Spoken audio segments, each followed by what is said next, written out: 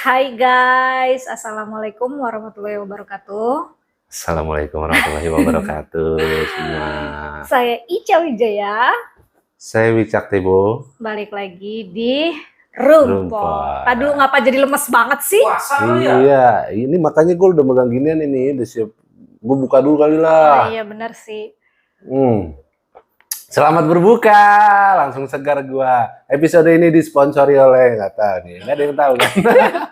Hai.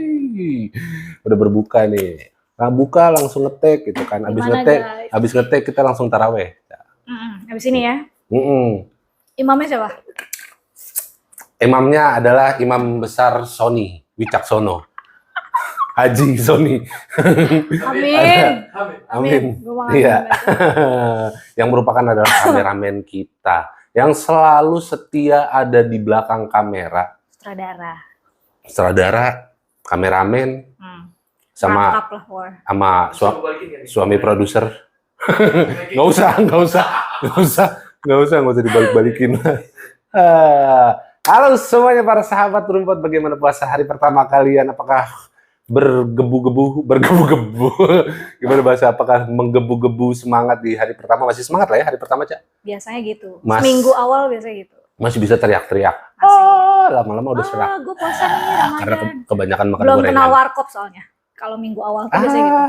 Iya. Ya yang penting kan puasa itu depan, tengah, sama belakang. Iya, benar 1 bulan. Iya, full 1 bulan gitu. Biar full 1 bulan. Gue biasanya cuma belakang sama apa? Belakang sama depan biasanya. Oh, ini apa nyetir, kalau nggak nyetir naik mobil. Gue bingung nyelamatin ini. Gue bingung nyelamatinnya. Gue nggak connect anjir. Maklum habis puasa jadi gini rada-rada. Iya. Ya, berbicara tentang puasa di bulan Ramadan, ada tema yang pas banget, Cak. Apa tuh? Soal lobang. Lalu, lu kesono sih. Yang main, ntar lu. Nggak boleh ya? Enggak lah. Lobang itu tuh maksudnya, gue juga bingung arahnya mau kemana nih. Langsung aja lah, kita mau bahas tentang gua, lulu. Lulu gua. Jadi gua kalau nih? Goa. G-O-A.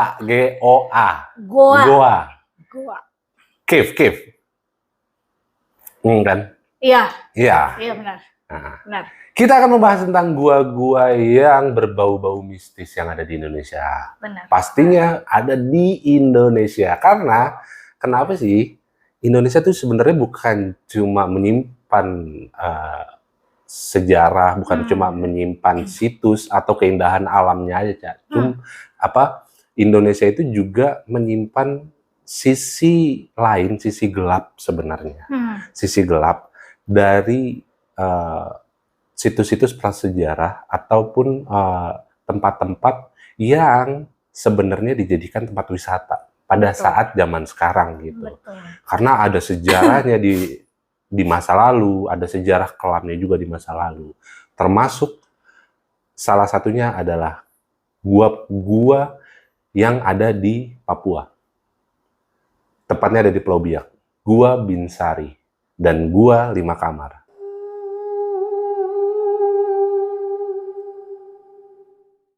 Nah nih, buat Gua Binsari dan Gua 5 Kamar, tepatnya ada di Pulau Biak, gitu, di Papua. Gitu.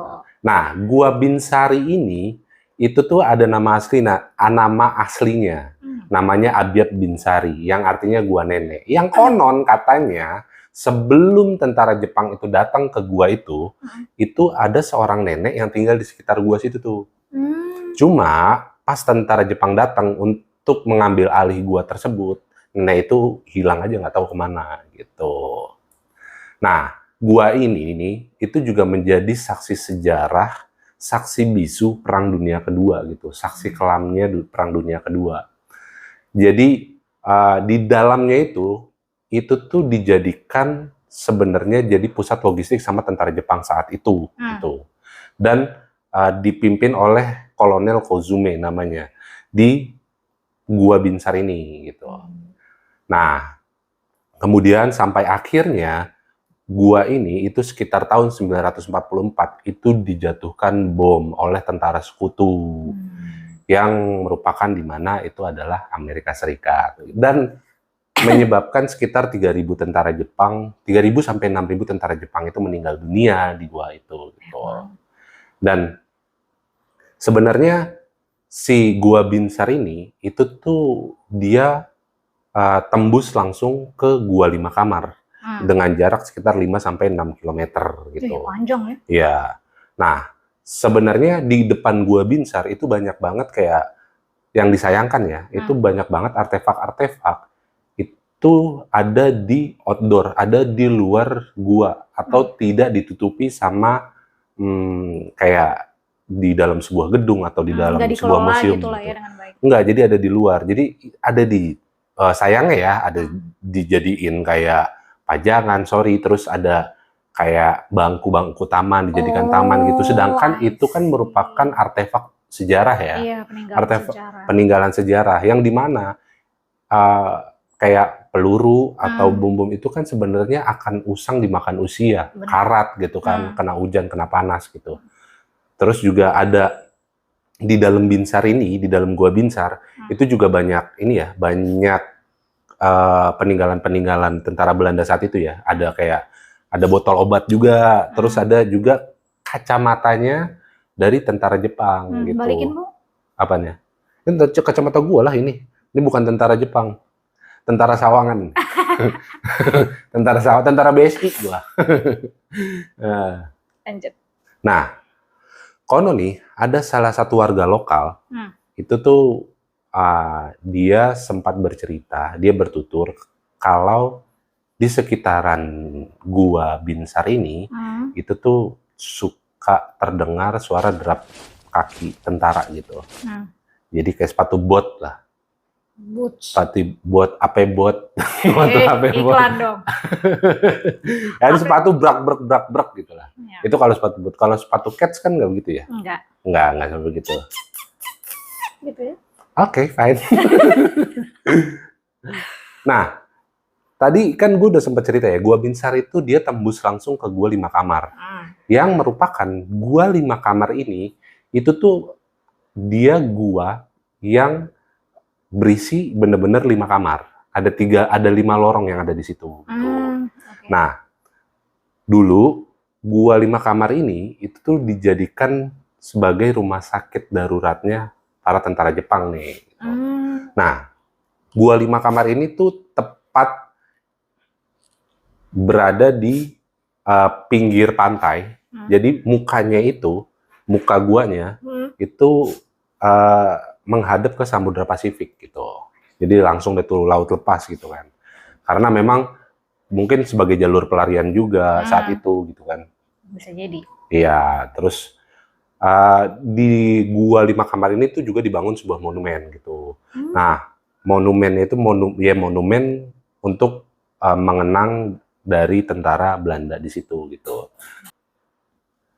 Nah, di Gua 5 Kamar ini, di kamar pertama itu diisi sama penjaga tuh. Jadi penjaga tentara Jepang saat itu kan. Nah, di gua kedua itu diisi sama yang luka-luka ringan, jadi pengobatan emergensi gitu. Terus gua ketiga dan selanjutnya itu diisi sama yang luka-luka berat dan meninggal dunia gitu kan. Dan ada perlengkapan medis di dalamnya juga gitu. Dan di tadi yang gue sebut monumen itu tuh kayak sebuah pelataran batu sekitaran luasnya tuh 50 meter persegi lah ya. Dan dihiasi sama ornamen-ornamen ala-ala Jepang lah gitu. Dan ada kubah sama kursi batu juga tuh di situ buat pengunjung yang mau berwisata ke sana gitu. Dan ada sebuah prasasti yang menggunakan 3 bahasa. Bahasa Jepang, Inggris, dan bahasa Indonesia. Yang jika diartikan ke dalam bahasa Indonesia itu adalah Monumen Perang Dunia Kedua. Monumen untuk mengingatkan umat manusia tentang kekejaman perang dengan segala akibatnya agar tidak terulang lagi. Dalam prasastinya disebut kayak gitu jika kita artikan ke dalam bahasa Indonesia. Nah, monumen itu dibuat itu atas kesepakatan pemerintah Indonesia dengan pemerintah Jepang tepatnya pada 24 Maret 1996 gitu. Nah, di bawah monumen itu juga ada beberapa ruangan nih, berupa lorong yang panjangnya itu sekitar 10 meter gitu. Jadi memang nggak terlalu dalam gitu. Cuma dia tuh memang sebagai interkoneksi aja kali ya, koneksi antar gua gitu. Dan terdapat kaleng besi itu sekitar tingginya 50 cm. Yang di dalam itu masih ada serpihan tulang belulang tentara Jepang. Karena memang saat itu dan sampai saat ini itu para arkeolog terus juga ya para peneliti itu masih menggali tulang-tulang yang ada di situ gitu, tulang belulangnya. Karena kan terkubur ya. Karena terkubur setelah pengeboman terus dimakan usia gitu. Benar. Sampai akhirnya terjadi apa ya, pengkapuran dan ya jadi kependem tanah gitu lah ya. Jadi sampai sekarang itu masih ada peneliti yang menggali tulang-tulang yang ada di dua gua tersebut, Gua Binsar dan Gua 5 Kamar. Termasuk keluarga atau keturunan-keturunan yang dari Jepang nih, orang Jepangnya ya. Yang keturunan dari yang ada di monumen itu.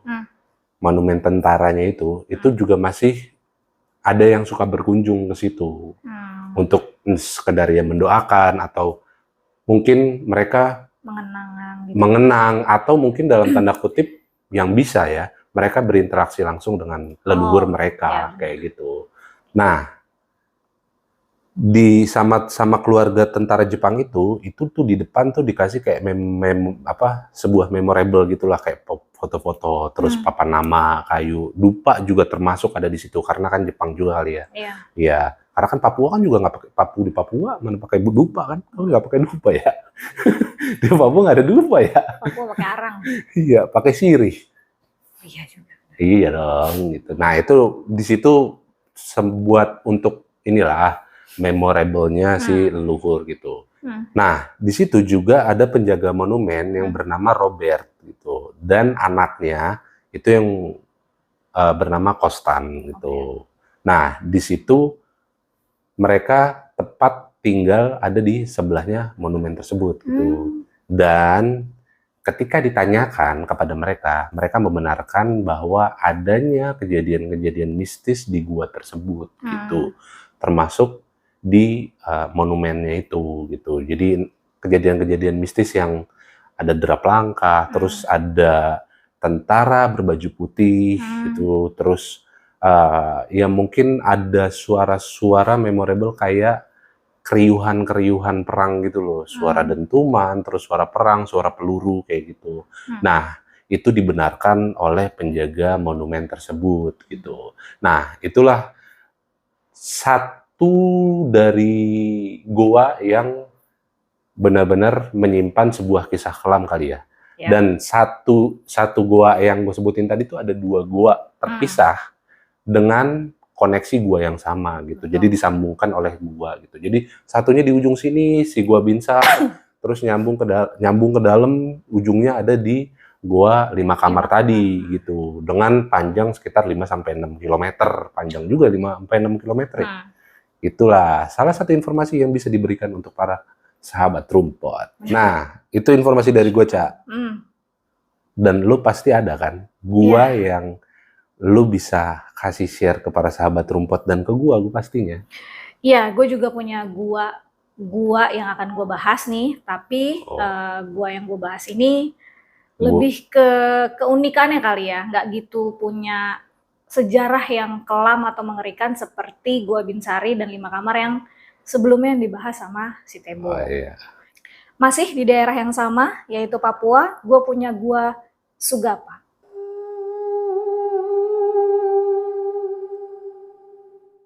Sugapa adalah ibu kota Kabupaten Intan Jaya yang terletak di Papua. Sugapa berada di pegunungan tengah Papua dengan ketinggian 2.200 meter nih dari permukaan laut dan menjadi pintu gerbang menuju ke puncak Kartens. I see. Gua Sugapa ini dikelilingi sama 3 pegunungan nih guys. Yang pertama ada pegunungan Bulapigu, yang kedua ada pegunungan Embulu-Bulu-Pigu, dan yang ketiga ada Jogo-Pigu. Ribet ya namanya ya. Bahasa itu tapi bahasa sana Iya, tapi sana. kayak gitu ya. bula pigu, bulu-bulu pigu, Iya. jogo pigu. Emang bahasa sana ya? Kalau kita yang ngucapin tuh kayaknya agak-agak butuh ekstra. Iya, kayak Ini ya, aneh eks- gitu. Tapi kalau eks- mereka yang ngomong sih kayak enak aja didengar. Ya iyalah bahasa mereka Makanya. gitu loh. Mereka dengar kata gue juga. Bingung dia. Oke, lanjut ya. Gua Sugapa ini disebut-sebut sebagai gua angker yang ada di Papua nih guys. Kenapa? Karena katanya gua ini memiliki atau dihuni oleh hantu wanita cantik. Mau Berarti nyobain ke sana, Bu? boleh. Nggak angker dong, berarti nggak serem dong. Cantik, Kita wanita nggak cantik. tahu apa yang dilakukan sama si wanita cantik ini. Ya silahkan, mau apain saya. Oh ya, gua Mau lupa. ngapain saya mau aku udah apa-apain Gua lupa juga. guys, dia kan mau lah. Apalagi sama hantu kan. Ih. Wanita cantik gitu loh. Nih, lo dengerin. Oke, next. Ada nih salah satu penanggung jawab ekspedisi jurnalis bernama Maximus Tipagau. Dia bercerita bahwa dulu ada para pria Ugimba sering berjalan nih ke Gua Sugapa tersebut. Dan biasanya mereka pasti akan bermalam di gua itu. Di saat malam tiba, mereka kadang akan dihampiri nih sama si hantu wanita cantik ini. Wanita cantik ini akan memikat hati para pria yang datang ke Gua Sugapa itu. Perawakan atau wujud dari si wanita cantik ini itu sering berubah-ubah, Bu. Kadang dia bisa jadi wanita yang sangat cantik, dan kadang juga dia bisa jadi istri lo, datang gitu, atau dia bisa jadi seorang wanita yang diidam-idamkan sama seorang pria. Nah, nantinya wanita ini nih akan datang, lalu ikut nih dia nih masuk ke dalam gua. Deng deng deng deng deng deng. Kalau sampai si pria ini tidur bermesraan sama si wanita ini, besok paginya pria ini dijamin bisa celaka bahkan sampai meninggal. Dengan hantu wanita cantik dong pastinya. Nah, lu mau tadi katanya? Ya kan nggak usah sampai bermesraan kan? Gimana lu bisa tahan lu didatengin Jenny terus lu diusap-usap gitu? Ya emang kenapa sih? Diem aja gitu. Tapi bangun deh. Ini tergantung lah. Bangun apanya? Ya melek gua ya gua maksudnya dia aja bangun. Ih, masa apa sih pegang-pegang gitu? Masa dilus-lus gua tidur? Bangun lah, melek tuh pasti. Ya. Bela ada sangat baik. Iya. Dan ternyata Maximus juga punya kisah nyata nih yang dialami langsung oleh almarhum bapaknya Maximus. Dulu bapaknya ini merupakan panglima perang nih, Bu. Pada saat itu beliau pernah juga nih tidur di Gua Sugapa. Oke. Saat malam hari tiba nih guys, bapaknya Maximus nih kaget. Karena tiba-tiba dia didatengin sama seorang wanita yang berwujud sebagai istrinya. Rugi kalau itu. Hah, kok rugi? Ya masa bini, ya kita udah kabur ke situ buat ngindarin bini, disuruh nongol lagi. Ya nggak kayak lu, Bo. Iya. Lanjut ya. Untungnya nih guys, bapaknya nih tahu kalau itu memang bukan istrinya. Karena nggak mungkin banget istrinya tiba-tiba datang ke situ. Iya. Akhirnya sama si bapak Maximus ini ya udah didiemin dan ya wanita itu nggak berani menyentuh si bapaknya Maximus. Kayak gitu. Jadi beruntunglah si bapak ini besok paginya masih selamat jalan di hutan. Gitu. Dan menurut Maximus, hantu wanita itu ada di gua karena hantu ini dikirim sama pemilik tanah yang ada di sekitar hutan. Yang bertujuan agar para pria Ugimba bisa menahan diri untuk tidak mendekatinya karena mereka percaya bisa membawa malapetaka. Jadi kayak itu semacam ujian lah ya. Iya. Ya gue nggak lolos sih kalau itu sih. Gue udah calon nggak lolos sih kalau tinggal di situ. Udah jalan metong lu mah di sono. Ya, gue mah. Itulah gua yang di Papua. Gua yang dihuni oleh gua. Ini hantu wanita. Oh, gua Salah dong. gua. Masa gua hantu. Gua. Ya itulah keunikannya. Serem-serem. Oh enggak, kalau bahasa gue ngeri-ngeri sedap. Iya dong, ngeri tapi sedap. Ya, judul film lah itu. Emang ada ya filmnya? Gue nggak tahu malah. Gitu. Tapi emang ini sih, ya membuat adrenalin terpacu gitu. Challenge. Bukan cuma adrenalin, hormon juga naik, libido naik gitu. Jadi bukan cuma adrenalin, libido juga naik juga kalau di situ. Apa? Bulan puasa.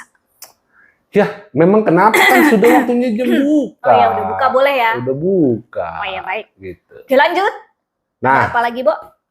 kita beralih ke Pulau Dewata, Wih. Bali. Ada namanya Gua Jepang Klungkung.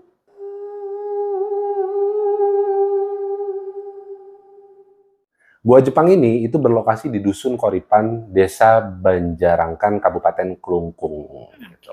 Orang-orang di sana itu nyebutnya Gua Jepang aja gitu kan. Jadi Klungkung itu diambil dari nama desanya, daerah setempat gitu. Klungkung tuh sayur kan? Kangkung. Kangkung. Gue support lah pokoknya. Iya, harus dong. Klungkung alat musik tuh. Angklung. Oke, fine. Nah, Gua Klungkung ini merupakan salah satu peninggalan zaman penjajahan Jepang di Bali saat itu. Karena Bali tidak luput dari penjajahan pastinya. Dan banyak jejak sejarah itu di Gua Klungkung ini gitu. Yang dimana goa ini itu juga dijadikan bunker oleh tentara Jepang saat itu. Atau tempat perlindungan gitu. Ketika melawan kita pastinya dan para sekutu. Indonesia dan para sekutu gitu. Nah, para Romusa nih saat itu yang merupakan masyarakat Bali juga, itu dia disuruh untuk membuat 16 gua yang berdiameter cukup besar lah gitu, dengan kedalaman sekitar 15 meter gitu. Ya memang nggak terlalu dalam gitu, 15 meter untuk untuk bunker lah ya. Namanya kan tadi juga kita disebut ya, untuk bunker gitu 15 meter. Sebenarnya tidak terlalu dalam, tapi cukup untuk melindungi para tentara Jepang saat itu gitu. Nah, sayangnya adalah gua ini, ketika pembuatan gua ini itu banyak masyarakat atau pekerja itu yang meninggal saat itu. Entah karena siksaan dari Jepang saat itu, pekerjaan paksa, maupun karena wabah penyakit gitu. Nah, gua ini itu berada di tebing yang berhadapan langsung dengan Sungai Tukat Bubuh namanya. Tukat Bubuh gitu. Yang dimana tempat ini itu menjadi lokasi penyergapan tentara sekutu oleh tentara Jepang ketika melintas di sekitar lokasi. Karena memang gua ini itu di zaman sekarang ya, kalau kita lihat itu gua itu tuh ada di pinggir jalan gitu, Cak. Jadi ada jalanan itu aspalan gitu. Nah, guanya itu tepat ada di pinggirnya gitu. Semacam di trotoarnya gitulah guanya gitu. Nah, salah satu penjaga yang merupakan warga sekitar di situ itu bernama Made Ananta namanya. Made Ananta. Itu suasananya itu tuh, suasana gua itu tuh kayak membuat orang tuh takut untuk lewat malam-malam gitu, karena mungkin sejarah kelamnya di masa lalu gitu.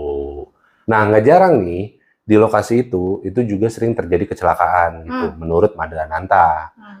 Karena bentuk jalanannya itu sebenarnya tuh dia jalanan agak menikung gitu. Jadi jalan gitu ya? Dia agak menikung, terus di sisinya itu baru itu gua-guanya itu gitu, gua Klungkung itu gitu. Jadi karena mungkin ada yang pengendara itu ada yang melihat beberapa penampakan yang ada di situ, entah orang lagi menyeberang atau bahkan penampakan yang ada di depan gua atau di pinggir-pinggir jalan kayak gitu. Nah, tapi emang sebenarnya ya menurut gua agak berbahaya sih kalau misalkan jalan itu melewati tempat-tempat situ semacam itu, karena ada energi-energi yang ditinggalkan oleh sejarah kelamnya dari tempat tersebut kayak gitu.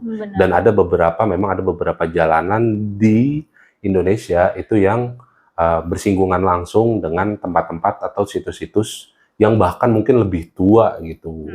Dan di situ mengandung mungkin energi negatif kali ya, sampai akhirnya banyak terjadi kecelakaan kayak gitu. Kecelakaan gitu ya. Iya, kayak gitu. Ya itulah salah satu gua Klungkung tadi, salah sayur-sayuran Di alat Bali musik gitu. tradisional. Iya, Anda support sekali Iya, kali ini. baik kan, Bang.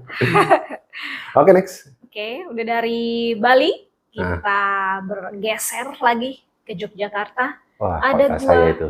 Jomblang.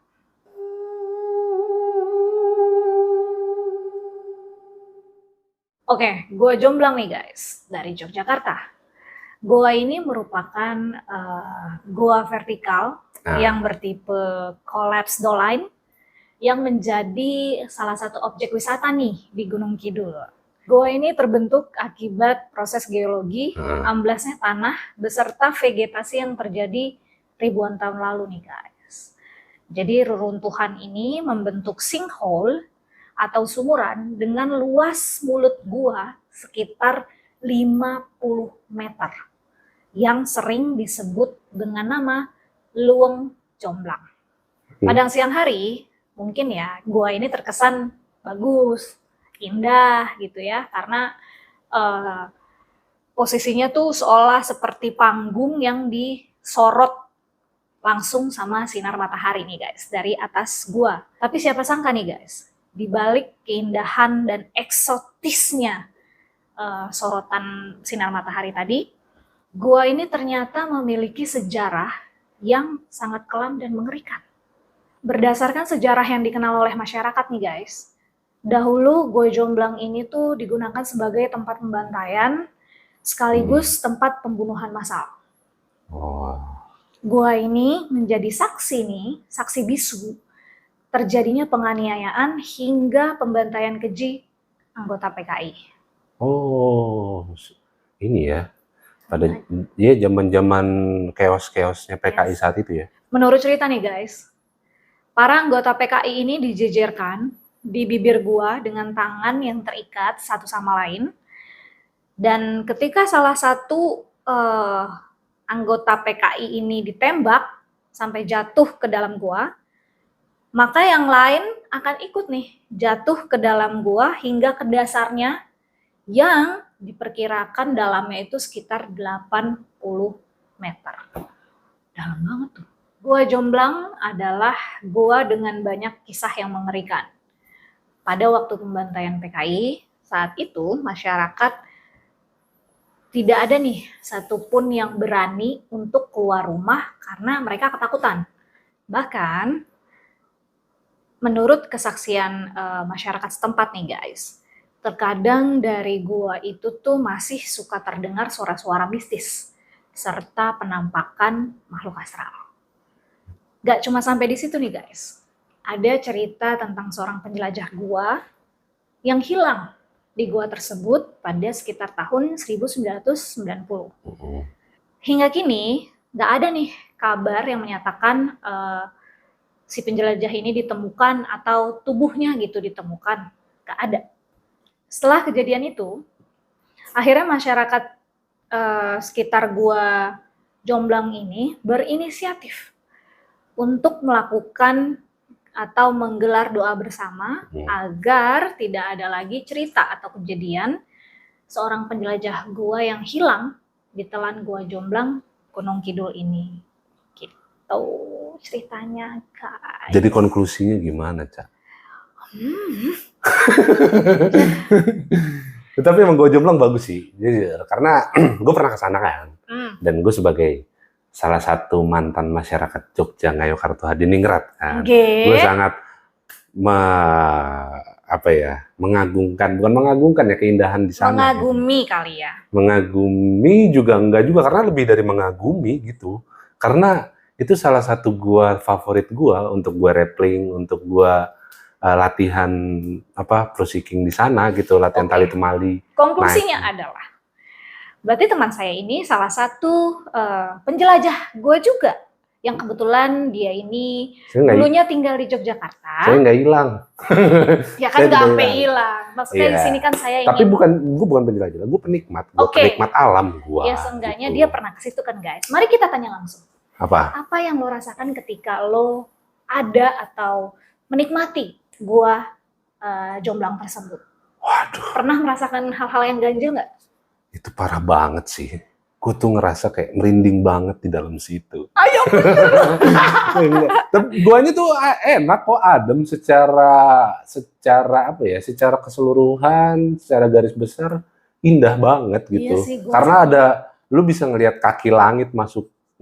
Kalau kaki langit tuh kayak cahaya matahari Iya, masuk ke iya, dalam gitu, iya. lu bisa ngelihat kaki langit gitu. Keren lah pokoknya. Salah satu ini saya lah, destinasi pasti saya kalau ke Yogyakarta. Buat healing. Healing, healing, Healing biar eling. healing, healing. Mau kemana arahnya? Nggak ada arahnya. Ada kan? Jadi itulah gua-gua yang sebenarnya Mm-mm. masih banyak lagi ya, namanya kita Benar. kita dijajah tuh berapa lama gitu kan. Iya. Dan banyak gua-gua yang dimanfaatkan atau bahkan mungkin dibuat langsung untuk sebagai sarang atau tempat persembunyian kayak gitu. Tapi menurut pengetahuan gue nih ya guys, setahu gue, kalau gua itu memang alami, dia terjadi begitu saja karena alam. Kalau yang dibuat, itu biasa disebutnya lubang. Gimana tuh? Coba. Enggak. Bener. Gue sih baca di Wikipedia gitu. Biar kelihatan pinter kali-kali gue. Lubang itu kan belum tentu gua. Iya. Gua itu sudah pasti berlubang. Iya benar. Iya, lubang itu belum tentu gua. Iya. Jadi gua itu juga ada juga inilah. Jadi intinya gua itu adalah yang kita masuk ke dalam tanah. Simpelnya begitu kan? Yang lahat masuk tanah bukan gua. Iya itu, gua inilah, gua Hiroh. Enggak dong, bukan dong. Gua bingung gua kalau sama lu beneran gua. Pegangan. Otak gua kemana, lu kemana. Kalau ditanya sama lu tuh selalu gua ngeblank gua. Iya karena otak lu ke timur, gua ke barat. Timur ke barat. Oke, nggak usah diperpanjang lagi. Iya, Itulah informasi dari gua yang lulu. Gua yang telah kita rangkum untuk para sahabat Unpod yang pastinya masih banyak lagi gua yang bertebaran di Indonesia gitu. Karena banyak sejarah, banyak tragedi, terus kita juga melewati masa yang sangat panjang dan juga beberapa gua sebenarnya yang pernah gua temuin dan gua sambangin gitu. Gitu. Termasuk gua Jepang ada yang memorable di otak gua Jepang itu ada di Gunung Munara kalau lo tahu. Di Gunung Munara itu memang ada sebutnya gua Jepang. Nah, untuk ke gua Jepang itu jadi lu harus melewati namanya pemandian. Nah gua mandi tuh di situ tuh, pemandian itu. Iya, terus apa terjadi? Nggak ada, mandi aja, pemandian mandi gitu. Meskipun disakralkan ya cuma kan pemandian, ya mandi gitu. Baru di situ untuk naik ke atas lagi itu ada gua di situlah. Itulah, ya semacam itulah. Jadi bisa untuk para sahabat Rumput di-share juga gua yang kalian tahu atau gua yang ada di daerah kalian kali gitu kali ya. Dan kita bahas ini juga bukan untuk menakuti kalian ya guys, karena memang gua itu walaupun ya di mana-mana, jangankan gua, rumah aja kalau malam gelap itu pasti serem. Ya, gua ini cukup indah untuk kalian memang ya mengunjungi. Karena gua ini termasuk dari salah satu destinasi wisata juga kan di Indonesia. Ya. Karena memang banyak banget gua di Indonesia gitu. Dan walaupun dia memiliki aura yang seram, ya dimanapun pasti bisa aja. Yang memang punya sejarahnya gelap pasti akan memiliki aura yang seram, tapi jangan khawatir, sekarang udah banyak banget dikelola dengan baik, bersih segala macam, jadi kalian bisa banget kunjungin gua-gua yang ada di Indonesia. Barangkali kalian penasaran pengen buktiin langsung, boleh, tapi tidak untuk dengan tujuan menantang ya. Jadi cukup menikmati keindahan alamnya aja, benar nggak? Oke lah karena gua Wicak Tebo. Gitu guys. Ya udah pokoknya masih dengan giveaway yang sama. Betul. Di bulan puasa ini di 1000 subscriber. Ayo support kita untuk terus semangat berkarya di saat bulan puasa ini. Oh pokoknya di bulan puasa ini kalau sampai 1000 subscriber di bulan puasa ini giveaway-nya double. Wih. Ada challenge nggak nih buat host-hostnya atau tim Rumpot? Iya, kali aja mau Kayaknya challenge seru deh. gitu, pakai. Apa ya nanti akan kita pikirkan dan kita Nah, koordinasikan. kalau challenge kan dari sono, nggak usah masa ngapa kita yang mikirin sih, Iya Ca. kan, nggak maksudnya untuk kita kasih pilihannya nanti biar sahabat Rumput yang milih. Oh ini aja nih, gitu. Nggak usah, biar mereka berinisiatif Oh aja. ya udah, Siapa oke, tahu, boleh. pakai bikini dong, pakai bikini dong. Gitu, Enggak siapa dong. tahu. Ya, siapa tahu kalau terima challenge-nya. Terus lu mau? Ya, mau, gue nggak masalah, gue pakai bikini. Masalahnya, lu mau nonton nggak? Itu dia. Agak ngeri gue di samping dia juga kalau misalkan sampai bener pakai bikini. Iya loh, pokoknya kalian wajib Like, subscribe, share komen, di kolom komentar. yang banyak, di-share. Benar, ke siapapun pokoknya. Jangan lupa giveaway-nya, ditunggu di 1000 subscriber. Betul. Dengan demikian, gua Wicak Tebo. Gue Ica, kita pamit undur diri. Sampai ketemu di next episode. Wassalamualaikum warahmatullahi wabarakatuh. Selamat berpuasa.